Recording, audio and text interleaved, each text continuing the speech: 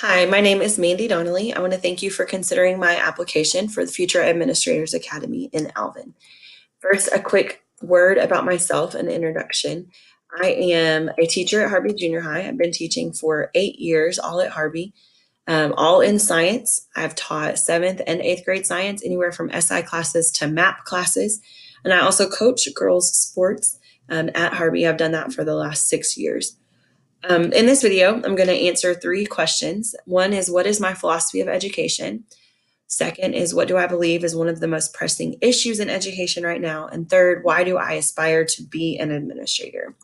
So first, let me talk about my philosophy of education. I think it can be broken into 3 components: advance student achievement, foster an attitude of success, and serve the needs of students, parents, and community. First, I believe that education should advance student achievement. In college, career, and community are the 3 different areas. I believe that it is our job to educate students to be prepared for any of these 3 opportunities in their life. First, college. I absolutely believe that we should be encouraging our students to go to college, to advance their academic skills and their academic knowledge in specific areas. I believe college opens doors for them that they wouldn't get otherwise. And it also provides an opportunity for them to network with people who can help advance their careers. I do, however, understand that not all students can or are prepared for their career for college after they graduate high school. They need to go start their career. Some of that is necessity. Maybe they have to provide for their family, and so they need to work, or maybe they have to pay for their own college, and so they need to go to work so they can save money to do that. And maybe some of them just aren't ready yet for college. Maybe they're not at the maturity level for college, and so they need to go work. And I think it's our job to provide opportunities for them to advance a career while they're in high school. And I think we do a good job of that in Alvin, of providing them opportunities to learn skills and trades so that they can work when they get out of high school, if that's what they choose to do. And on top of that, as a big picture, I think we have got to prepare our students to be good community members. Our students are going to be the ones who are voting and making decisions for our community someday. And I think it's our job to educate them and to prepare them in civics and how to be good citizens and be good community members and be educated enough to make good decisions, either as a member or if they choose to be a leader in our community. We've got to prepare them for that as well. I believe that education should foster an attitude of success. I believe all students can learn.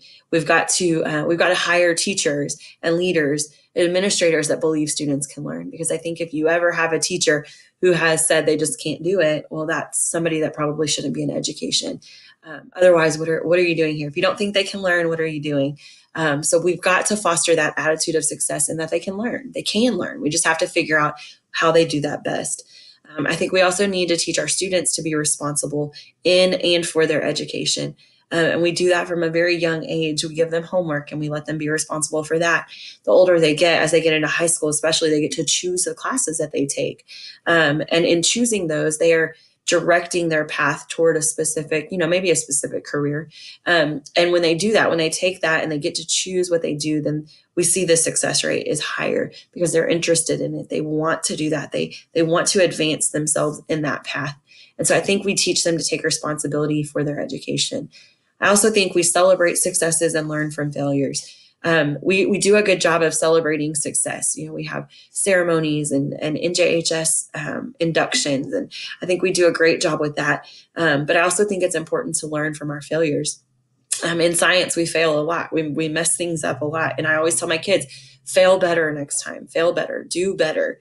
You may fail again, but do it better than you did it the last time. And I think it's important that we acknowledge failure and that we learn from failure and not just sweep it under the rug. Because I think in doing that we foster an attitude of success. Don't give up just because you failed once. Do it better next time. I also think that education should serve the needs of students, parents, and the community. I think students have to be taken care of physically and emotionally before we can expect them to learn it all. And then I think it's our job as teachers to learn who our students are and how they learn, and then individualize their learning for them. And then that's hard to do when you've got 150 students coming through every day. But it is possible. You learn your students and develop a relationship with them, and then you specialize and individualize their learning for them. I think we've got to start rebuilding trust with our parents. There's been a lot of trust broken recently, and I think we've got to instill that in them, that they can trust us as campus teachers and leaders and staff. And the way to do that is by developing those relationships, going to our parents, inviting them to us, and creating these relationships and these bonds where they can trust us with their most precious commodity, which is their child. And then the community, like I mentioned before, I believe it's our job to educate students and to grow them so that they can be trustworthy, successful future employees and members of our community, and possibly leaders one day.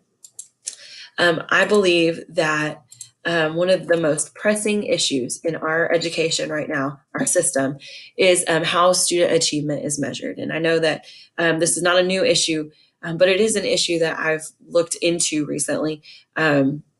Of how do we fix this, because there's this disconnect between the state and the districts, and how do we measure it. And state measures obviously pen and pencil.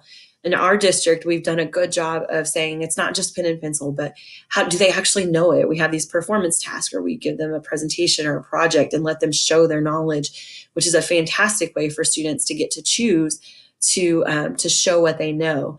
But we've got this disconnect between doing that and then taking the state test. So we've got to somewhere find a balance between allowing our students to choose how they're going to show that they've mastered the content, and also preparing them for how the state is measuring their success, which is pencil and paper. With that being said, I think that student success and readiness for the next level is measured too much on one test. We put so much into the state testing, and that's what we use as our measurement for success. And the reality is that test should really only be a guideline for whether or not that student has mastered the content. What we're doing right now is we're taking this test as students are achieving approximately half success on these tests, and essentially that turns into the equivalent of mastering. What I mean by that is we have these different levels of meeting standards. So they either didn't meet standard, they approached it, they met it, or they mastered it. Well, approaching standard, approaching passing, is approximately 50%, anywhere from 50 to 60% on most tests, whereas mastery starts at that 90% level. Regardless of whether they scored that 50% or 59% or that 90%, all of those students are being passed on to the next level.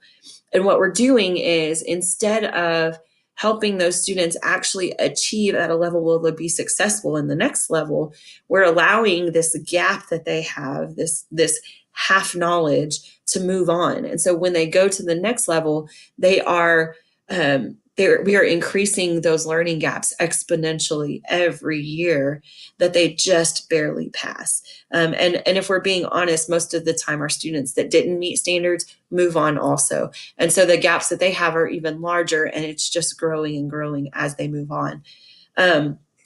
So there's this disconnect there. I think that the test is a part of our life, but it shouldn't be the end all be all of our measurement of success. While we adhere to the state standards of knowledge and skills, the state's measurement of achievement of said knowledge and skills is limited. And I think that as an administrator, it would be my hope and desire to work and create a positive relationship between the districts and the states, so that we can hold our students accountable to their knowledge in maybe a more fair way. So that's what I believe is one of the biggest issues right now, because I think if we keep passing students on and creating these academic gaps, then we are not adequately preparing our students for life after high school, whether that be college, career, or community. Why do I want to be an administrator? 3 main reasons. I want to affect positive change. I think that you need to build positive, healthy relationships. And I love to see success from the classroom to the court. I mean that academically, socially, extracurricular. I also think that I'm prepared to be an administrator. I love teaching. I think I was called into teaching, and I love leading. I love helping people who are helping others, which is my passion. Education is a labor of love, and I believe that that serving teachers and serving people who are leading is going to in turn serve our community. And I desire to do that in the Alvin community. Thank you again. Have a wonderful day.